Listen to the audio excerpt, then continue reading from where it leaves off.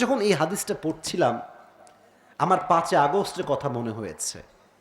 এই 5 আগস্টের আগে কত বাচ্চা বাচ্চা সন্তানের মাকে বাবাকে এই জালিম সরকার রাস্তায় গুলি করে শহীদ করে ফেলেছে যুবক ভাইরা।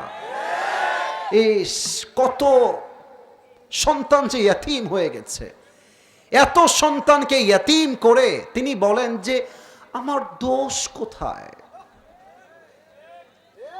কথা না বুঝলে তো ওয়াজ করা যায় না। কথা ঠিক আছে কিনা বলেন আপনারা। আমি বললাম যে আপনি কোনো দোষী না, আপনি একদম নিষ্পাপ। তো আসেন দেশে, আপনার দোষ কত বেশি এই দেশের জনগণ আপনাকে পেলেই টের পায় দিবে হাড়ে হাড়ে যুবক ভাড়া।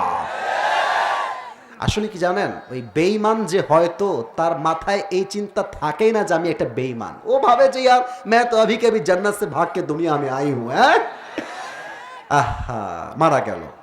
আর সত্য কথা হচ্ছে 5 আগস্ট থেকে আমরা এটা বুঝতে পেরেছি, আপন মানুষ বা প্রিয় মানুষ যার হারায় একমাত্র সেই বোঝে তার কষ্ট আর যন্ত্রণা কত বেশি। দুনিয়ার কেউ আর এই কষ্ট বুঝতে চায় না যুবক ভাইরা আমার।